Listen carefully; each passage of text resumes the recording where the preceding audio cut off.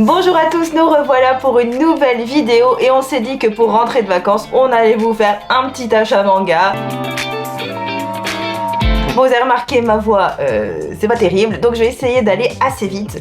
Et le premier titre que je vais vous montrer, parce qu'il est tout simplement exceptionnel, et si j'ai plus de voix après, bah c'est pas grave, celui-là il faut que je vous en parle, c'est Lone Wolf and Cub. On a le tome 11, fantastique, génialissime, masterpiece, tout ce que vous voulez. Pépite, masterclass. Ouais, c'est absolument génial. C'est un assassin, alors qui était ancien samouraï du régime, qui parcourt le Japon avec son fils. Et là, on va commencer tout doucement à voir l'aboutissement de sa quête. Et c'est tout simplement génialissime. Je vous en ai parlé dans ma dernière vidéo. Je vous avais montré quelques planches, vraiment c'est superbe, c'est un manga, s'il en faut posséder qu'un, moi j'irai jusque là, mais franchement c'est celui-là. L'édition toujours aussi magnifique, bref, très contente d'avoir Lone Wolf and Cub, et d'ailleurs je vais le relire dès que le 12 vient, je relis tout d'un coup. Moi je suis en cours de relecture d'ailleurs. Voilà. Je vais d'abord parler d'une série qui m'avait déçu dans son tome 2, c'est Breakdown. Donc là, j'ai continué le tome 3 d'ailleurs qu'on a trouvé en occasion à Bouquin Shop à Metz, une petite boutique qui fait des bouquins un peu moins chers, etc. Je sais pas pourquoi d'ailleurs, parce qu'il est nickel. Ouais. Enfin bref. Et bah ce tome-là, je l'ai préféré. On suit toujours l'aventure de Otomo, qui est le héros principal, qui est un expert en survie, un journaliste un peu raté, et qui là commence vraiment à tirer son épingle du jeu dans la survie après la chute de l'astéroïde et la Terre qui a été ravagée. Il vient d'arriver à Tokyo, là avec ses acolytes, avec ses deux acolytes. Il vient d'apprendre qui est la plus jeune de ses acolytes et ce qu'elle a pu faire avant. Et honnêtement j'ai eu un regain d'intérêt pour la série. Alors déjà parce que je trouve que le dessin est bien. Alors pas tant dans le chara-design qui est très classique, qui fait très vieux, etc. Mais dans les décors, on ressent bien le côté apocalyptique de la chose, tu sais. Et il y a une ambiance, là je trouve que c'était particulièrement vrai. Regardez, je vous montre quelques planches. Alors c'est peut-être un peu sombre. Hein, c'est l'apocalypse après tout, mais j'ai trouvé qu'il y avait vraiment une ambiance pesante dans ce tome 3 là, et j'avais pas ça dans le tome 2 que j'ai trouvé un peu ridicule. Tu sais, c'était un peu tiré par les cheveux, et c'était les groupes de punk là, tu sais, qui t'attaquent, c'était un peu naze. Là, la résolution de ce côté-là et le fait de passer à un truc un peu plus survival, ça me plaît plus, même s'il y a des passages un peu chiants là, quand il fait des remèdes avec des plantes, là, c'était un peu lourd. Mais franchement, le manga là, j'ai bien envie de lire le tome 4 quand même maintenant, tu vois, voir où ça va aller, parce qu'on se rend compte que ce qui est le plus dur là, c'est pas que la Terre a été détruite, c'est la cohabitation entre les différents humains. Chacun veut survivre et donc est prêt à tout pour survivre, même si c'est assassiner le voyageur qui passe, quoi. Okay. Donc ça c'est très intéressant. Ouais, tout est sale dans le manga là. Hein. Mais pour le coup j'ai trouvé ça très intéressant. J'ai trouvé ça mieux. Voilà. Donc une bonne demi-surprise. En parlant de remettre de plantes, j'ai pris des carnets de l'apothicaire, un tome que j'ai beaucoup apprécié. Alors certains disaient qu'ils étaient déçus parce que le tome 12 nous faisait plein de révélations, enfin il se passait quelque chose dans le tome 12 et que finalement ça retombe un peu dans le tome 13, mais pour moi il est très bien passé. On retombe dans les aventures plus classiques, disons, de Mao Mao. C'est toujours intéressant de l'avoir dans ses enquêtes. Bref, moi j'aime beaucoup comment cette jeune fille tente de mettre un peu de rationalisme dans une société qui a peur des fantômes, qui pense au mauvais sort, etc. Et j'apprécie toujours autant ma lecture des carnets de l'apothicaire. Comme vous pouvez le voir, j'ai pas pris l'édition collector, qui a d'ailleurs une très jolie jaquette alternative, mais j'avais pas envie de prendre tout le bric-à-brac qu'il y avait avec. Il y avait quoi d'ailleurs comme bric-à-brac? Je crois qu'il y avait une boîte à bento, un truc à thé, enfin pas des trucs que j'utilise franchement. Donc ça me va très bien, l'histoire a été très cool. Moi j'adore toujours autant suivre cette série. Et oui, je sais, hein, pour l'autrice qui a eu prison avec sursis, mais avec sursis, alors si c'est comme en France, ça veut dire pas de prison ferme, hein, ça veut dire qu'elle est dehors, donc peut-être avec un peu de chance, ça va continuer, hein, sans stress. Au pire, je me rabattrai sur la version Manabooks, qui est très bien aussi. Mais bref, tout ça pour dire que j'ai passé un très bon moment avec ce tome 13 des carnets de l'apothicaire. Ah, faut que je continue, moi. Ouais, la jeune Mao Mao, je vous rappelle pour ceux qui connaissent pas, c'est une jeune fille qui a été enlevée, enfin, qui a été, disons, introduite dans la cité impériale un peu contre son gré, et qui, parce qu'elle a des connaissances en matière d'apothicaire, de poison, de pharmacie si vous voulez, eh bien elle va avoir un rôle important dans la cour, voilà. Alors moi je vais continuer avec une série que j'aimais beaucoup et je suis content d'avoir, je sais pas si c'est une spin-off ou une petite suite, enfin bref, Je parle de Peleliu-Geiden, le tome 2. En fait, c'est des histoires annexes, c'est épisodique, c'est un manga épisodique. On va suivre différents héros et leurs petites histoires qui sont toujours dans l'univers et dans la période de Peleliu. Et c'est toujours aussi triste par moments, aussi joyeux par moments. On apprend des choses sur des gens qu'on pensait méchants, on apprend des choses sur des gens qu'on pensait gentils. On voit aussi que tout n'est pas aussi facile que l'histoire nous laissait croire, et franchement c'est super sympa à suivre Peleliu-Geiden. Alors je crois que ça va pas être en beaucoup de tomes, je me demande si c'est pas en 4 ou 5 tomes, pas plus, etc. Mais honnêtement c'est très très sympa, et moi il y a toujours les ingrédients qui ont fait que j'aimais bien Peleliu, c'est-à-dire cette manière de raconter avec ce dessin toujours aussi minimaliste, mais qui je trouve colle parfaitement à l'ambiance, quoi. Donc je vous encourage, si vous n'avez pas lu Peleliu, à d'abord aller voir Peleliu-Geiden, d'abord aller lire Peleliu pour finir par Peleliu-Geiden. Je pense que c'est mieux, mais en même temps ça donne aussi des clés de compréhension pour lire Peleliu, l'œuvre principale. Donc honnêtement très très bien ça. Alors techniquement c'est toi qui l'as acheté, Ouais, mais c'était c'était pour moi. C'est Tokyo Tara Reba Girls. Alors l'histoire de trentenaires qui ont raté leur vie dans les standards de la société japonaise traditionnelle, c'est-à-dire qu'elles n'ont ni mari ni enfant.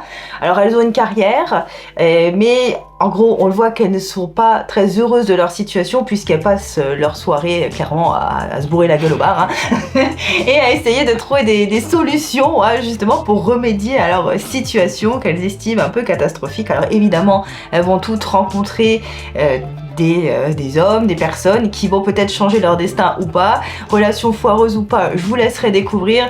En tout cas, moi je me suis bien marrée et j'ai trouvé touchant, attendrissant cette histoire, sans non plus être mièvre ou niaise.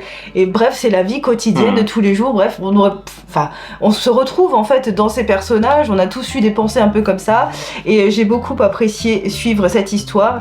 Alors le dessin, ok, voilà, c'est pas le plus beau dessin du monde, mais ça passe tout à fait. Voilà, c'est très moderne parce que ça nous parle des rencontres actuelles, de la vie actuelle de ces femmes, du travail aujourd'hui, des relations dans le travail, des relations privées, les amitiés, etc. Et j'aime beaucoup.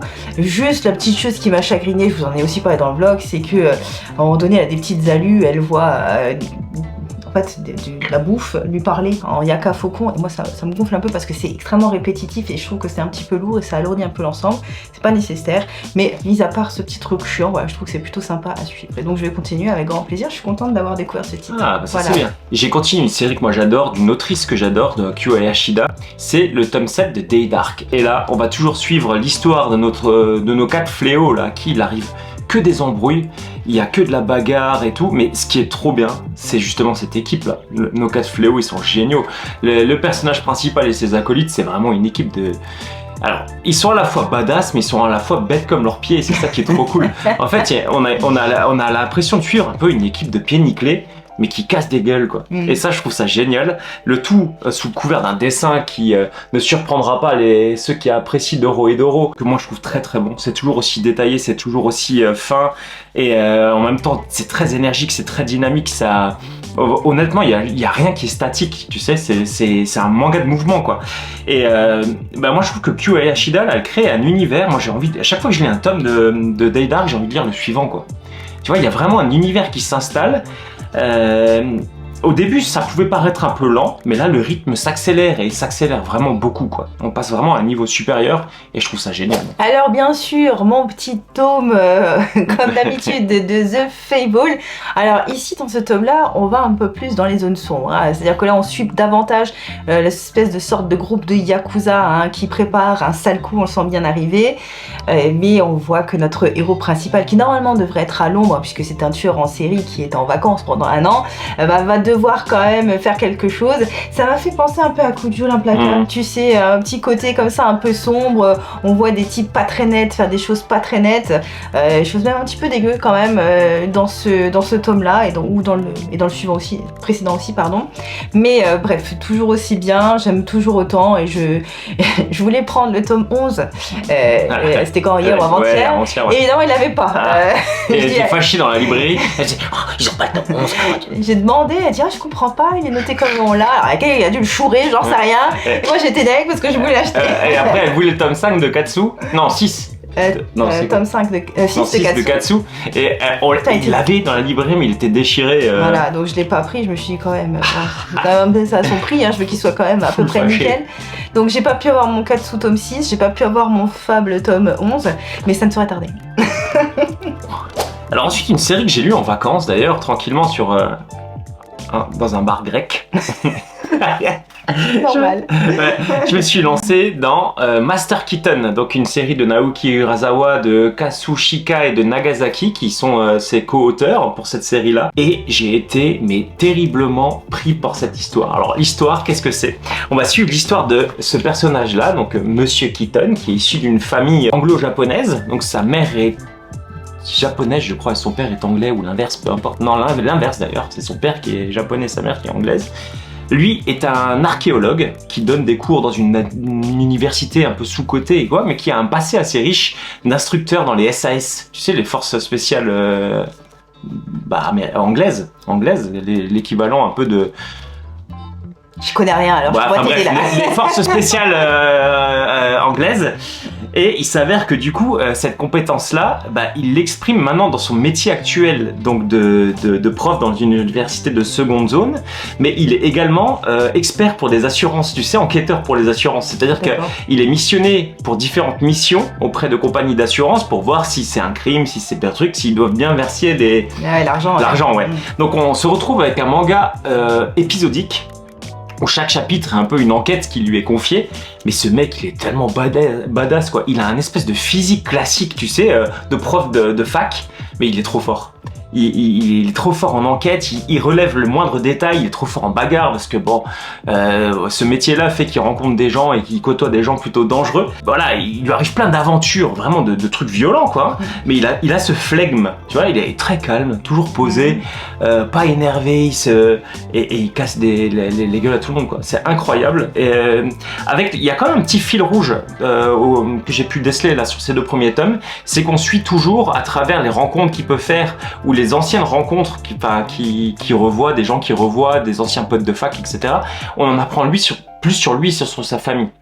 Et du coup, ce fil rouge là, il est plutôt prenant parce que entre chaque aventure, t'as ce petit côté de son passé qui nous est raconté, qui est aussi très intéressant parce que on en sait plus sur la relation avec sa fille, avec son ex-femme, avec ses parents, etc. Donc c'est vraiment très très bon pour l'instant, Master Keaton.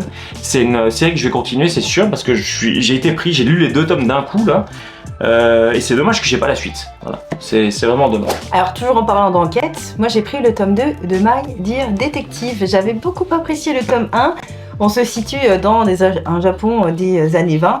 Et c'est une jeune femme qui est détective, elle est flanquée d'un autre type qui la suit partout pour l'aider à résoudre des enquêtes alors qu'elle a rien demandé. Et justement, ça donnait un peu de charme, un peu d'humour à ces petites enquêtes. Alors, je me souviens plus dans le détail des enquêtes que j'ai lues, alors, grossièrement aussi, mais j'ai hâte de me replonger justement dans ces aventures-là. J'avais trouvé ça très sympa et donc j'ai hâte de lire ce tome 2 que je n'ai pas encore lu, vous l'avez bien compris.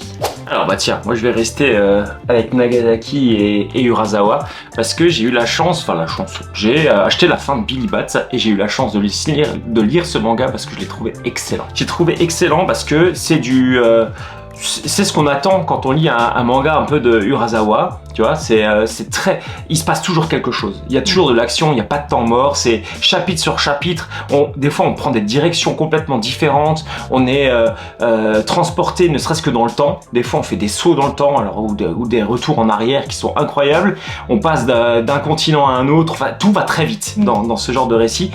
Billy Bat ne fait pas exception, mais en plus on a une histoire qui est ultra prenante et la fin, j'ai trouvé génial la fin. Parce que la fin, on finit ce manga, on se dit ouah, tout ça pour ça. En fait, la fin, elle est ultra simple, mais c'est ce qu'il fallait. Tu vois, après un récit qui part tellement comme ça dans tous les sens, avoir cette fin-là et comprendre tout le reste du manga grâce à, on va dire, les 10 pages de la fin, mais c'était vraiment très très bien fait. C'est une fin qui... j'ai trouvé hyper ouverte parce qu'elle offre une piste de réflexion. Là, on nous sort pas une fin bête et méchante, etc. On vous offre une piste de réflexion. Et c'est ça que j'ai trouvé très habile dans la fin de Billy Bat. Et honnêtement, je recommande à tout le monde de lire ce manga. J'ai trouvé ça très très bien. J'ai pris Saturn Return, le tome numéro 4. J'étais tombée sous le charme de cette série lorsque j'avais trouvé les 3 premiers tomes d'occasion. Du tranche de vie, des personnes aussi qui commencent à devenir un peu plus âgées, qui cherchent des réponses dans leurs relations. J'ai beaucoup apprécié en fait ce manga. J'ai hâte de lire la suite parce que je trouve que l'écriture est très juste. On nous parle de sujets sensibles comme le deuil, comme c'est une romancière ici qui là aussi cherche des réponses à certaines de ces questions, à des choses qui sont passées dans sa vie. Il y a eu un décès d'un être proche, elle se dit pourquoi, qu'est-ce qui s'est passé, est-ce que je voyais vraiment ce qui est en train de se passer ou pas. Bref, comment on peut être biaisé par sa propre subjectivité dans certaines relations, surtout quand on est jeune et qu'on comprend pas tout ce qui se passe. Bref, j'aime beaucoup, vous avez compris, j'ai hâte de voir la suite. C'est une série qui est en 10 tomes, il me semble. Là, le dernier tome est sorti. Et ouais, donc là, je vais continuer avec beaucoup de plaisir. Saturn Returns. Encore une série que j'ai commencé et que j'ai fini.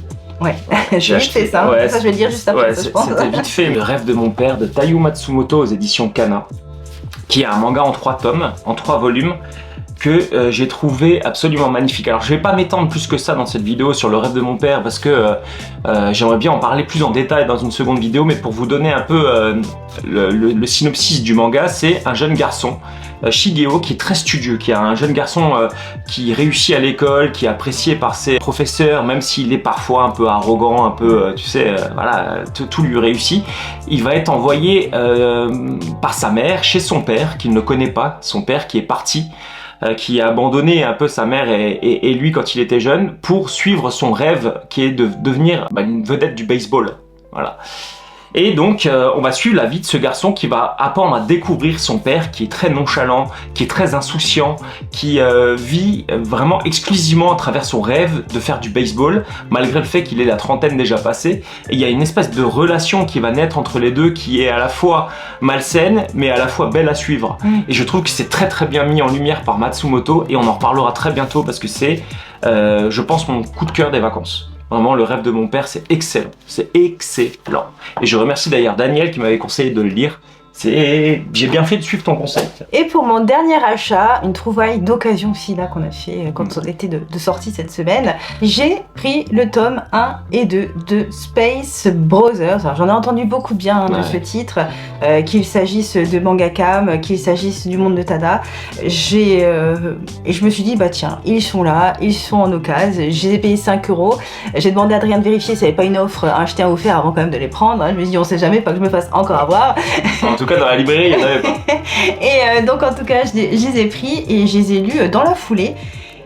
Et gros coup de cœur. Gros coup de cœur pour cette série qui nous parle de 2 frères qui ont le même rêve quand ils sont petits, c'est de devenir astronautes parce qu'ils adorent les étoiles, parce qu'ils sont fans, etc. Un réussit, l'autre pas. Et on voit comment l'autre galère pour essayer de rattraper son frère qui, lui, a réussi leur pari.